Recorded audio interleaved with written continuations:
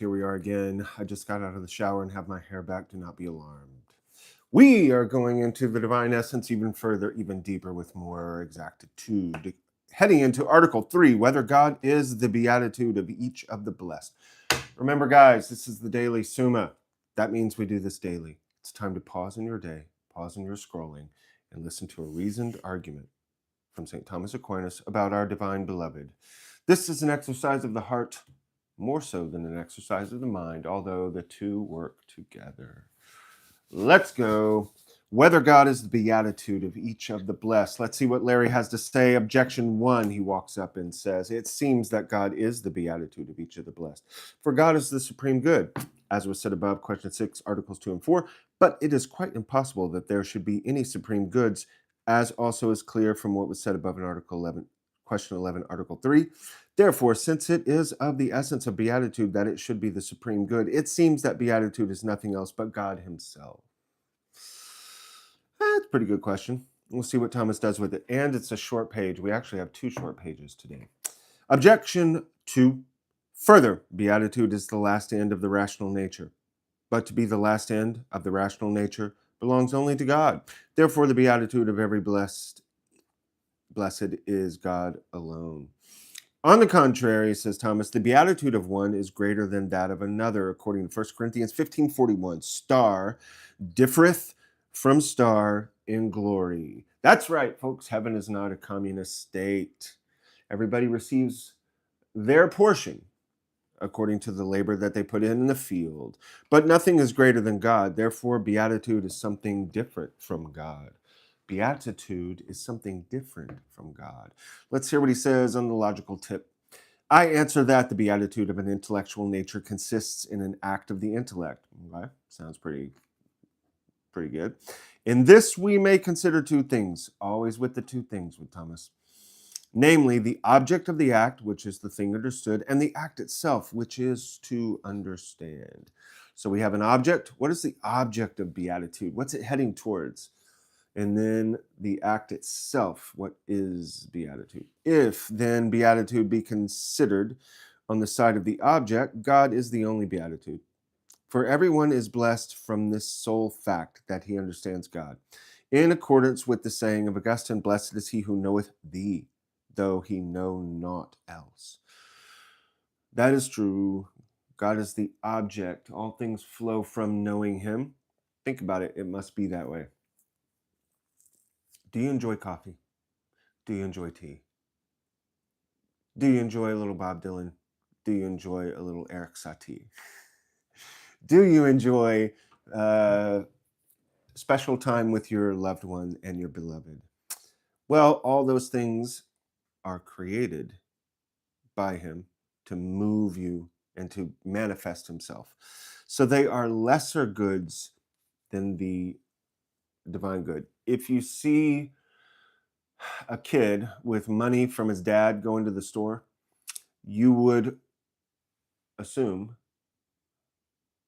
remember, all analogies limp, but you would assume that the dad has more money than what the kid is holding because he received it from the father. He who is has more of all of your pleasures that you enjoy in himself than in the little things you get, little tastes, little whiffs, little hints of them. That is why he is the final goal, the end, the order of all beatitude. But as regards the act of understanding, beatitude is a created thing in beatified creatures. But in God, even in this way, it is an uncreated thing.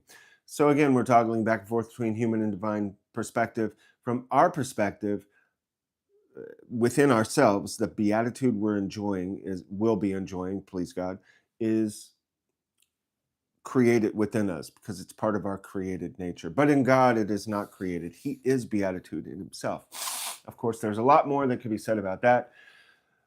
Chesterton talks about it in the discussion of the Divine Trinity, how God is a relationship and family. There's a lot more that could be said about it. But guys, remember, this is a catechesis for beginners and only the daily Summa. And we've all got things to do, which would be to go ponder these things more and pray. Right?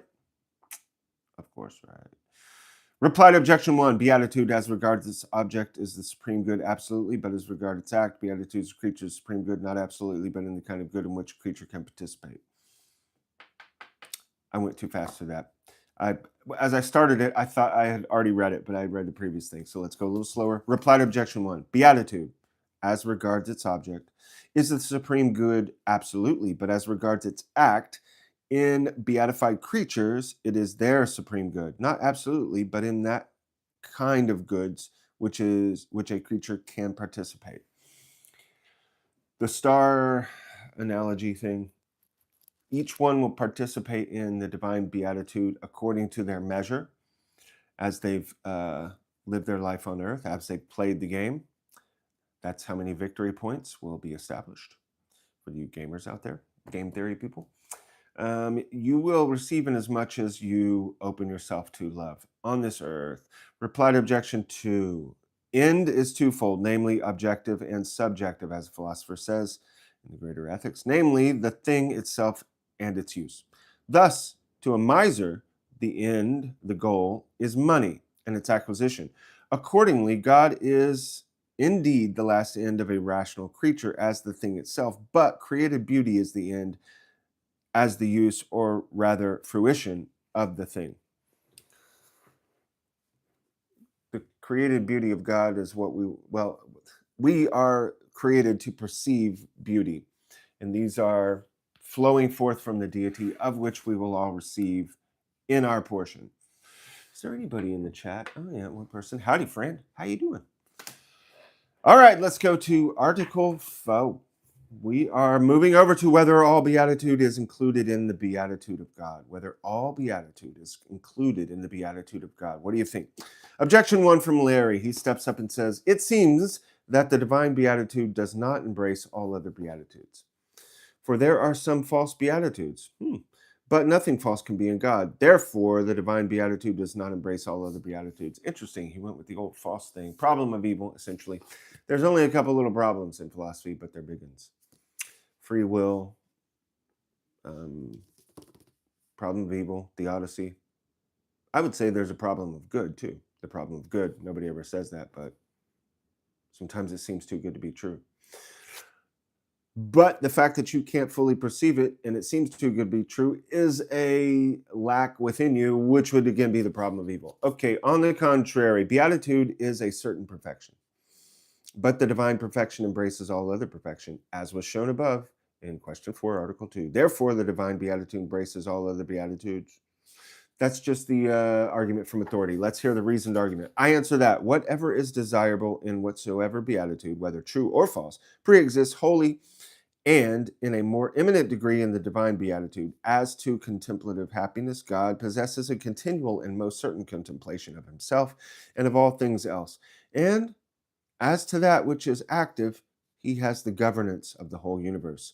As to earthly happiness, which consists in delight, riches, power, dignity, fame, according to Boethius, he possesses joy in himself and all things else for his delight. Instead of riches, he has that complete self-sufficiency, which is promised by riches. When we have riches, what we enjoy about it is self-sufficiency. And what Thomas is saying is that is what God is in his very essence. That's what we mean when we talk about the riches in God. And also in the book of Revelation, where it talks about the divine Lamb. The Lamb is worthy to receive all power, honor, riches, glory, wisdom. He is worthy to receive it all, which is flowing forth from the deity. He has the complete self-sufficiency, which is promised by riches in place of power. He has omnipotence for dignities, the governance of all things. And in place of fame, he possesses the admiration of all creatures. But he also has the love of the Logos. And the Logos has the love of the Father, which spirates that which is the love of God, the Holy Spirit. Our praise and admiration and the fame that is with God is a spilling over, like the Kiddush cup, the Sabbath cup, when the wine spills over into this world. But he is all sufficient in himself. He doesn't need the praise of creatures. Understand that. Let that be clear. Reply to objection 1. A particular kind of beatitude is false according as it falls short of the idea of true beatitude, and this is not in God. But whatever semblance it has, however slight, of beatitude, the whole of its pre-existence is in the divine beatitude. So if you have a painting up, let's say something everyone knows, Chat Noir, the Starry Night, okay? You have this painting up of the Mona Lisa, and it's dragged behind a car. Somebody shoots it with a shotgun. There are pieces missing. It has lack in it. But someone who's never seen the painting before may come and look and see, and even though it's degraded or it's old, you find it in an old castle somewhere. You're like, oh, this painting's degraded. But you were still looking at it, struck by the beauty, saying, wow, this is beautiful.